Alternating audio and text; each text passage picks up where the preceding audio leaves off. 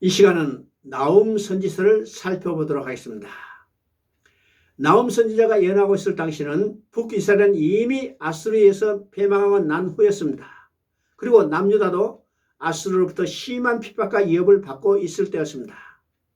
즉 나훔 선지자가 예언할 당시 아수르는 세계를 지배하는 가장 강력한 나라였습니다. 나훔 선지자가 활동한 시대의 아수르는 어떤 나라였을까? 당시 최고의 국력을 가신 때 1장 12절을 보니까 군사적으로 강대한 나라였고 3장 16절 17절을 보니까 경제적으로 굉장히 융성하던 시대였습니다. 최고의 국력을 가시하던 시대였죠. 두 번째, 당시의 아수르는 고대인들에게 가장 잔인한 정복자로 악명이 높은 때였습니다. 그 잔혹성은 가히 전설적에서 피정복 국가들은 철저하게 파멸시켰습니다. 세 번째는 나훔 당시 유다의 므낫세와 요시야는 아수르의 봉신들이었습니다.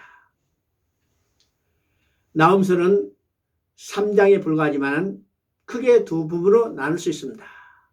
1장은 주로 하나님은 어떤 분이신가 하는 하나님의 자기 계시입니다. 여기에 여호와라는 말이 9번, 하나님을 가리키는 그라는 대명사가 10번 이상 나옵니다. 두 번째 2장 3장에서는 주로 니느웨에 대한 행하실 일, 즉 심판에 대해서 경고하고 있습니다. 나훔서의 경고는 1차적으로는 니느웨에 대한 중한 경고로 되어 있습니다. 니느웨는 아수르의 수도입니다.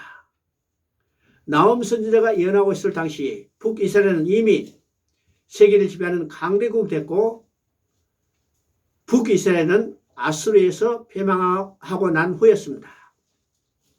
이때 남유다도 아수르로부터 심한 핍박과 위협을 받고 있을 때였습니다. 이처럼 무도한 아수르가 하나님 두려운 줄 모르고 그 영화를 영구히 누릴 줄 생각하고 자고하고 있을 때 하나님께서는 나훔 선지자를 부르셔서 그를 통해서 공의와 심판을 시행하실 것을 선포하셨던 것입니다. 약 100년 전 하나님은 요나를 통해서 니느웨를 회개의 표적으로 삼으셨습니다. 그런데 100년이 지난 이후에 지금 하나님은 나훔 선지자를 통해서 니느웨를 심판의 표적으로 삼으신 것입니다. 그래서 나훔서는 요나서의 후편과도 같습니다. 이것을 읽는 자와 듣는 자로 하여금 중한 경고를 받게 해주시겠습니다. 현대교회는 진로의 교회에 대해서 부인하고 듣기도 싫어합니다. 그러나 하나님의 진로가 없다면 복음도 필요 없게 되는 것입니다. 그래서 하나님의 진로를 부인하는 것은 복음을 부인하는 것과 다름없고 예수 그리스도께서 담당하신 십자가를 헛된 것으로 만드는 것이 됩니다. 나훔서에서는 니느웨의 멸망을 받은 이유를 두 가지로 말하고 있습니다. 첫째는 아수르의 잔혹성입니다. 3장 1절을 보니까 화 있을진저 피의 성이여 그 안에는 거짓이 가득하고 포악이 가득하며 탈취가 떠나지 아니하는도라고 말씀합니다. 두 번째 그들이 심판받게 될 이유는 3장 4절에 말씀합니다. 이는 마술에 능숙한 미모의 음녀가 많은 음행을 함이라 그가 그 음행으로 여러 나라를 미혹하고 그의 마술로 여러 민족을 미혹하였다고 말합니다. 니느웨는 우상 숭배를 통해서 기생처럼 그들을 미혹하고 음행으로 그들을 타락시키기 때문에 이제 그 죄값을 그들이 치르게 됐다는 것입니다. 그래서 너희의 상처는 고칠 수 없고 내 부상은 중하더라 하며 그들이 죄악이 회복 불가능함을 말씀하십니다.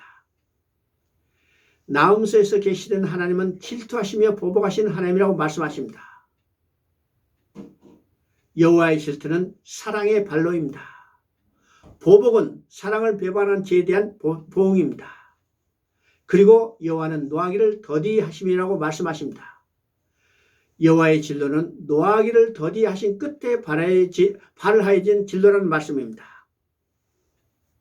하나님께서 길이 참으신 중에 전에 지은 죄를 그 진로를 그 아들에게 대신 쏟으시고 우리를 사해 주심이 가능했던 것입니다.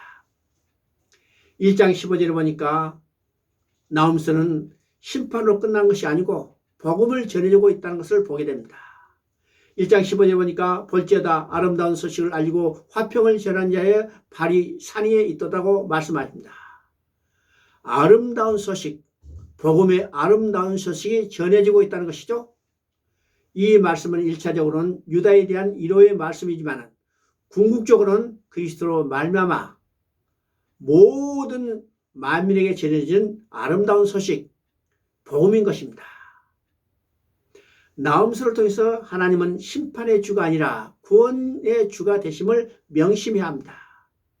나홈서를 통해서 하나님의 의정은 심판을 목적이 있는 게 아니라 구원해 주시기 위한 것이라는 것을 우리가 분명히 깨달아야 합니다. 이것이 성경에서 전적으로 말하는 하나님의 마음이 무엇인가를 드러내고 있습니다.